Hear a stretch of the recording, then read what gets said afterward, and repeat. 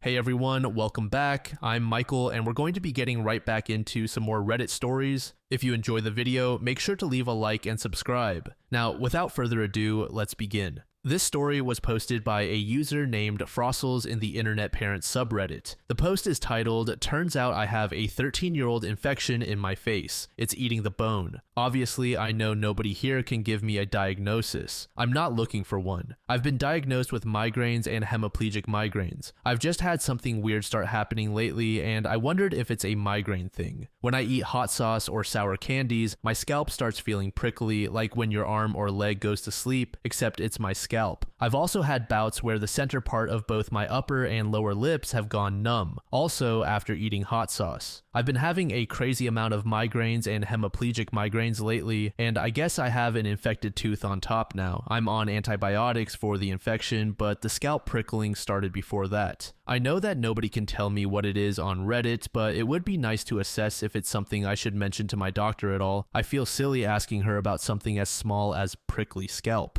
Update. So I've been diagnosed with migraines, chronic migraines, and hemiplegic migraines. My dad is epileptic, and I also have postural orthostatic tachycardia syndrome. I was diagnosed by a neurologist. I just wanted to share this story here in case it helps anyone else. I've had my hemiplegic migraines for about 5 years now, but realized I've suffered migraines since childhood, just not frequently. In 2020, I suffered a head injury and post-concussion syndrome. Since then, I started having 20 plus migraines a month, scoring over 200 on the Midas. I say these things because my situation is complex and it's worth recognizing that. Around 2012, I had a root canal done. The previous dentist had botched a filling and it got infected. Ever since I had that done, I've had pain in the right side of my face. I returned to my dentist and told him about the pain, and his response was, "That's not possible. We removed the nerve. It's not pain." So after 13 years, I sort of grew to live with it. Every migraine, I get a pink hot spot on that side of my face. That ear aches, my teeth will all hurt, my jaw aches, and it was just something I accepted as normal. I was aware I had problems with my root canal tooth, but I didn't understand the full extent. I start getting chills that won't go away. I feel pressure behind my eye, my cheek swells, my ear feels like it has fluid in it. I think migraine until I see the red streak going up from my tooth on my gums. Well, I got a good dentist recently. We discovered that I have an infection in the bone above my root canal tooth. There's a spot between the size of a pea and a penny that's just a pocket of pus. Today, I was shown the x-ray of my face and the pocket of pus and bone damage from this infection, and this was the x-ray from before it even started streaking. I'm going to have special surgical dental work done to clean this infection out. But in the meantime, I can't help but feel that this infection has been a trigger for my migraines all these years. Note, I have also been diagnosed with complex post-traumatic stress disorder and have structural dissociation, so my sense of pain is a little screwed up. But in 2024, after suffering a fever for 4 months and pain that was an 8 or 9, they found a tumor on my appendix. All the tests showed nothing. I was missing sleep for days on end, and I actually believed I was making it up. I wasn't. I had a lipoma in my appendix that was mimicking appendicitis but didn't show up on the standard appendicitis test because of its composition. Now, having turned 30, I've decided I'm no longer letting any doctor tell me how I feel. Between my tumor and now this infection, I've really learned the value of being your own advocate. If something isn't right, something isn't right. Don't let someone fool you into thinking you imagine things. I wanted to urge everyone here to go to your dentist as well. And maybe go to more than one. Ask questions. Make sure you understand what's being said. If you're in pain, don't let anyone tell you you're not. I can't say for sure since I haven't had the surgery yet, but I would be surprised if this infection wasn't a fat hemiplegic migraine trigger. Maybe it's not, but I just can't help but think the bone-eating infection has to be making things worse. I really hope this post helps encourage some folks to stand up for themselves and to also reevaluate other facets of their health. I don't suspect most folks get migraines and think, yes, I better go to the dentist. Update 2. Infection from a 13-year-old failed root canal, and it's in my upper jaw cheek and skull bones. The dentist showed me the bone damage and pocket of pus. Problem is, I have stomach problems right now from a surgery I had last year. Swallowing is extremely painful. Taking the antibiotic pills hurts. I actually vomited a strip of my stomach lining, diagnosed by my doctor. So I'm struggling with the normal take Tylenol and drink lots of water. If I drink lots, I throw up. I can't handle most pills. Eating is off the table. I just turned 30 and this was not the start to 2025 I was hoping for. My questions are, what can I do to feel better physically? Should the antibiotic be getting rid of the fever? At what point should I be worried? Any other tips, advice, and comfort? When I asked my mom in real life, she said, "Can't you hear yourself? You're so whiny."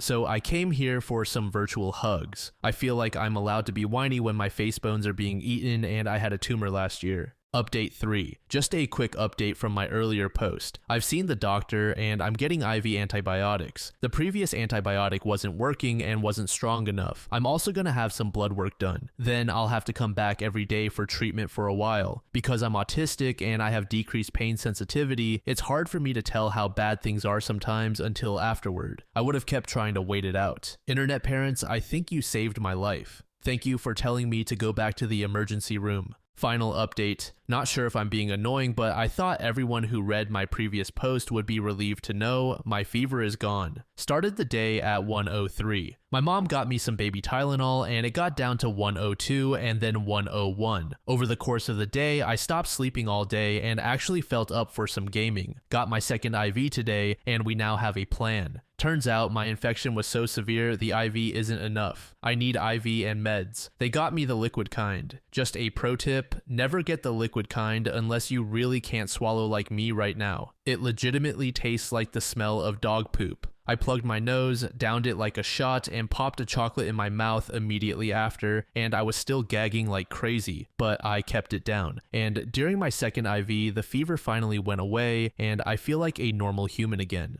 I have to go back for at least a week just because of how severe it is. I know I said thank you in my quick update yesterday, but seriously, I had no idea how much danger I was in. I know infections are bad, I've dealt with a few before, but if it weren't for this subreddit, I would have kept waiting for those pills to work. My pain had only gotten to a 7, so I really didn't recognize how much trouble I was in. If it weren't for this sub, I'm not sure I'd still be here. It's wild too. I legitimately came on here just seeking some comfort. I thought I'd get some good self-care tips. That's all I was looking for. I don't generally look for medical advice online, and if it was only one of you folks or like a handful of folks that had said something, I might not have gone in. I probably would have figured some people are really worried and left it. But because you all told me to go back to the emergency room, I took it seriously. So thank you to each one of you who took the time to comment. Again, I know I dropped a hasty thanks yesterday, but I wanted to say something now that I'm more lucid. I'm not able to reply to everyone individually, so I figured an update was appropriate. Hopefully this will be the last one as I continue to recover. Thank you, internet parents. User Enrith said, I started reading this to my wife, not knowing how it was going to turn out. As I did, she went pale and said that it sounds like an issue she's had since a double root canal a decade ago. The dentist couldn't figure it out, and the periodontist she was referred to couldn't either. They told her to consult someone else, and she never did because she got sick of dealing with it after several months. User Loops and Cats said, as someone who dealt with severe cramping and abdominal pain for years to finally be diagnosed with polycystic ovary syndrome at 31, I feel her pain.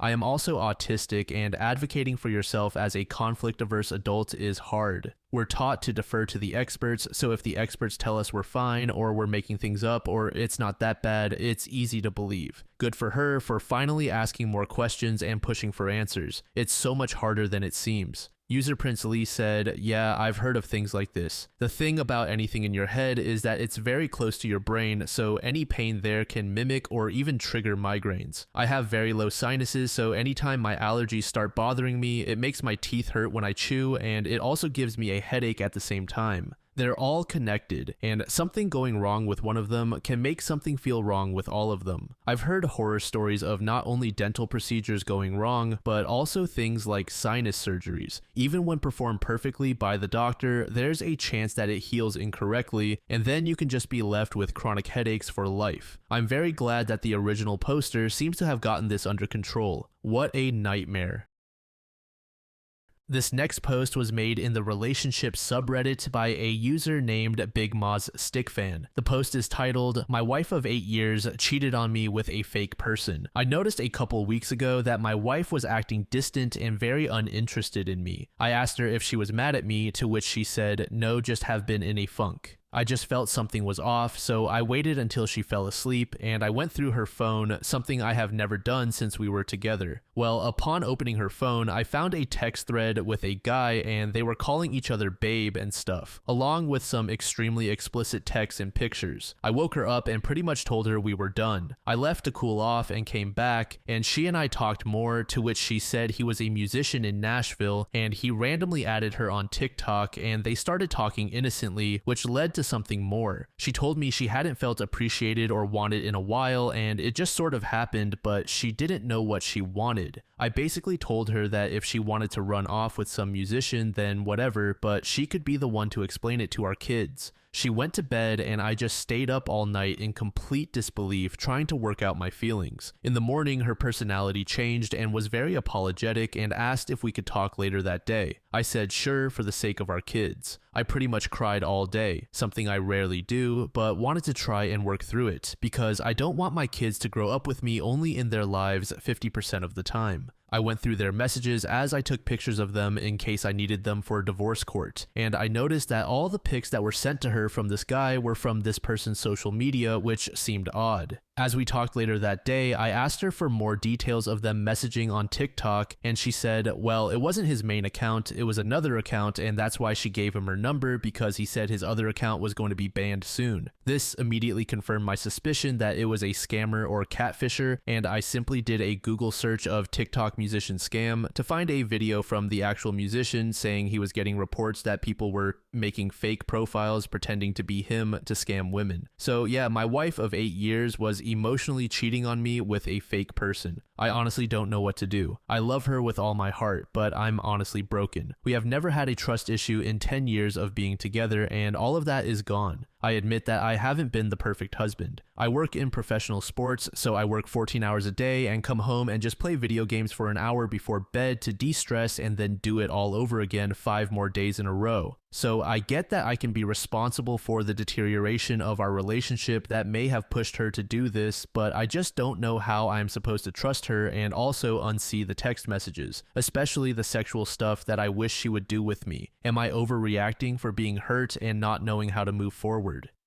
Hurt and confused. User December Hunting said, crossing out some parts to keep the relevant stuff. It doesn't actually matter whether the person was catfishing or not, and the fact that explicit pictures were sent meant this was not just emotional cheating. Sure, it means she's also a bit naive about internet diligence, but it's otherwise just a normal cheating situation. I'd leave if this happened to me, but if you're committed to making things work, immediate therapy is in order. To this user, Kelpie Mane said, so it does matter that the person was fake, only because it matters that his wife was stupid enough to fall for such an obvious scam and also to send photos to someone she'd never even met. So yes, she thought the person was real and thought she was really cheating. She's also 33 with no understanding of how the internet works, how basic internet safety works, what is and is not a good idea to share with a stranger, etc. The original poster can't trust her not to cheat. That's obvious. It's also obvious that the original poster can't trust her to teach basic dating and internet safety to his 2 young girls when the time comes. That's really bad news considering the original poster works 14 hours a day and spends another hour per day playing video games. He should leave, but he also needs to be aware that co-parenting with her while being fairly absent to the level he has been is also going to pose a lot of problems. There is not being able to trust a partner to be faithful, and that's absolutely divorce-worthy. There is also not being able to trust a partner to parent, and that's precisely why the fact that it was a fake person matters. That latter one is an equally big deal if he cares about his children and will matter even if they get divorced. It's beyond just a bit naive. I wouldn't trust her to supervise a teenage girl on the internet given this behavior. She's shown she's very easily manipulated, which bodes poorly for what happens next because it's very likely the next partner will also be able to get her to swallow very implausible bullshit.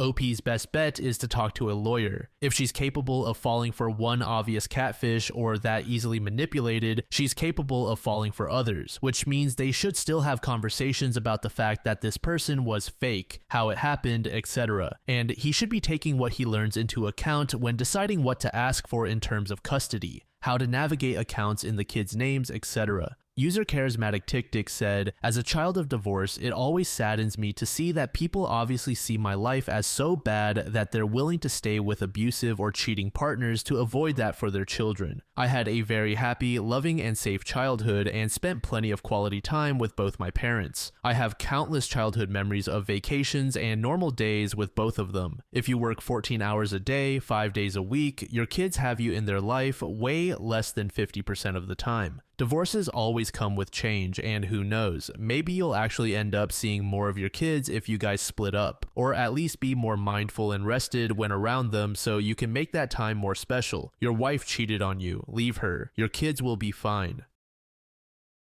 This third post was made in the AITA subreddit by a user named Boy Mom. The post is titled, "I refuse to sign a prenup after marriage. My husband and I have been married for 6 years and together for 10. We have 3 kids. When we got married, we were both pharmacists. 2 years into our marriage, my husband opened a family business with his father, and the business is doing really well. My husband gets 50% of the net revenue and owns a good amount of money, but everything is tied up in the company and the balance is updated every year as the business grows. His father is worried that if we ever get divorced, I'll ask for half of the business's money, so he wants me to sign a document relinquishing that right. For context, we're Muslims, and in Islam, the woman is entitled to what was agreed upon prior to marriage in case of divorce. For me, that amount is around 120 grand, and our house is already 50-50, so I wouldn't ask for anything more. However, I don't want to sign anything. I feel my husband should trust me when I say I would never ask for half of his share in the business. I also pointed out that his dad didn't ask his mom to sign such a document, so why should I have to? So am I the asshole for refusing to sign this?" User OK Resource said, "I am very cynical. There is a reason they are asking for this now. I would find out who's going on those trips out of town when you stay home with his kids. Get a lawyer, and if nothing is going on, he shouldn't be concerned that you want to take care of yourself. If he protests way too much, again, there is a reason." User Lularoo said, "Technically, it's a post-nup. Money and family are always a tricky subject. Is he offering you anything for this consideration? You're technically entitled to this money because as his wife, you helped him build the business. If he wants you to give up something you're entitled to, there's got to be some sort of compensation for it.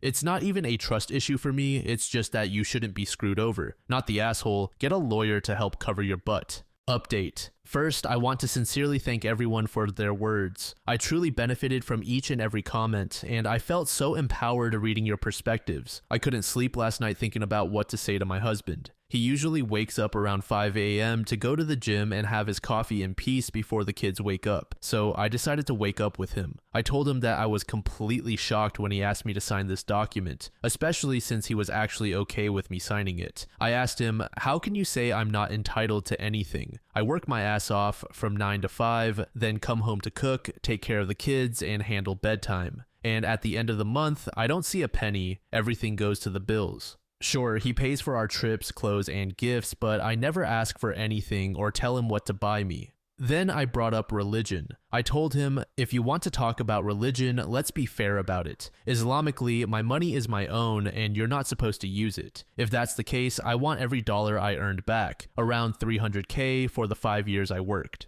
I also told him that if he really wants me to sign, I will, but with my own lawyer because apparently I've been too naive and should have known better. Finally, I told him that we were supposed to be saving together, but now he's saying that in case of divorce, I get nothing, so what was all my hard work for? At one point, I got really emotional and started crying because I was genuinely hurt that he thought this was okay. That's when he hugged me, apologized, and promised he wouldn't ask me to sign anything. He even said he's willing to put half of everything in my name right now, just not the controlling rights and whatnot. I still have a lot to process and a meeting with the accountant who suggested this in the first place, but at least for now, I feel heard. Thank you all again for your support. This final post was made in the same subreddit by a user named Appropriate Food about a month ago. The post is titled, "I told my sister's boyfriend it's not his business if I don't want to be a stay-at-home mom. So I have an older sister, she has 4 kids, and she loves being a mom and wants to be a stay-at-home mom, and I encourage her to do whatever she wants. She herself understands that I have no desire to be a mom right now, if not ever. I have 2 other older sisters who are like me who don't want to be stay-at-home mothers. Her boyfriend is mad at me because he asked me when I'm going to settle down and that he can introduce me to his friend who wants a stay-at-home wife. I told him no, that I don't want to date anyone this year, and he got mad at me for some reason and asked me why, so I told him my ex-boyfriend left me with trust issues. He told me we broke up in 2023 and I should start getting back out there, and I told him it's not his business and he dropped it. But 2 days ago, he asked me if I wanted to be a stay-at-home wife and mother, and I told him no, that I don't, and I'm not even sure if I want kids, let alone to be married. He got defensive since his mom was a stay-at-home wife and mom, and I told him I don't see anything wrong with being a stay-at-home mom, but that I don't personally want to depend on a man for anything, and he once again got defensive and said not all men are the same. I told him he was correct, but again, not all women want the same thing. He said my sister wants to be a stay-at-home wife and mom, and I told him congratulations on finding that with my sister, but that I once again don't want to be a stay-at-home mom. He got mad because he overheard my conversation about me getting an IUD as well and told me I'm ruining God's plan to make me a mom one day, and I told him whether I want kids or not is not his business. He got mad at me and told me to get out of his home, so I did.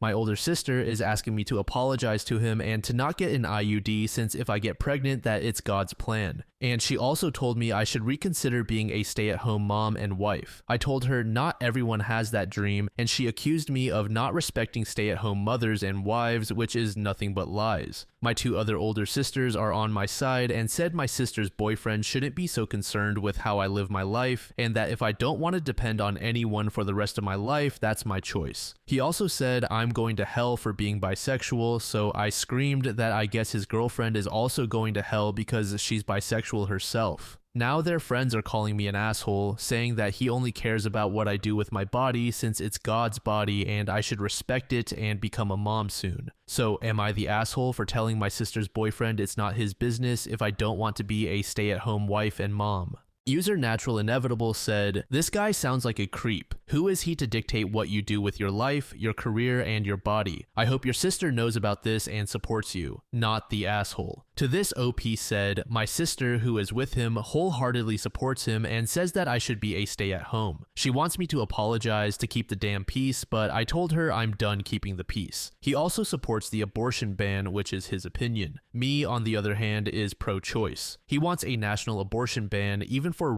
incest, which makes me nervous to be in a room with him. She also supports this. User Wandering Gnostic said, "So many red flags here and not the asshole here. To add a bit of fun and flair to your argument, since they keep bringing up God and all this, feel free to point out that boyfriend is not husband, and in God's eyes, they are living in sin, and all those lovely children are illegitimate bastards. That should bring about a whole bucket of fun there. Also, be sure to point out her boyfriend's obsession with your body and what you're doing with it. Does he perchance want that body for his own, and since he can't have it, he's using his friend as a surrogate? There are some serious issues here, but none of them are your problem. As a side note, being petty with biblical technicalities can be a total hoot. You obviously love your sister if you're putting up with this guy's bullshit, but I'd be going low or no contact after that shit. Update. So this is the update. I already knew I was going to go no contact with her boyfriend, but I went ahead and called my sister to tell her and why I chose no contact with him, and she is now super mad at me, saying I overreacted and all that fun stuff. So I asked her if they were going to apologize, and she said they don't owe me an apology and I owe him an apology. He overheard us on the phone and once again got into the conversation, and I told him I have nothing to say to him. He told me he wanted to know an answer to 2 of his questions. Why I don't want to be a stay-at-home mother. I told him it's none of his business and to stay in his lane. Why I don't want to date or marry his friend. I told him that he isn't my type and never will be, and to not talk to me again. He told me if I don't stop overreacting, I won't have anything to do with my nephews and niece.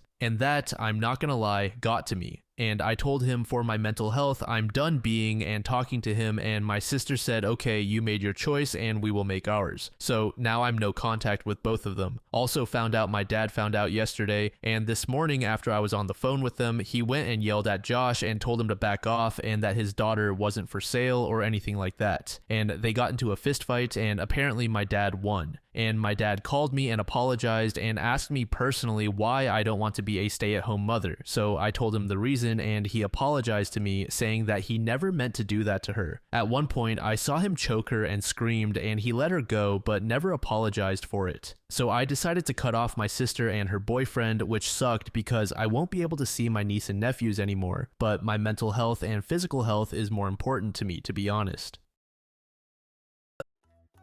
Thank you so much for making it to the end of the video, and thank you also to partner of the channel, GamerSupps. Use code DLAM to support the channel and get 10% off of your purchase, link in the description. I'm sure many of you like me have a hankering for daily caffeine, so go check them out. Lately, I've been a big fan of Titty Milk and Acid Rain, but they've got dozens of other flavors for y'all to try out. Anyway, thanks again for reaching the end, and I hope you all have an amazing passage of the next 24 hours.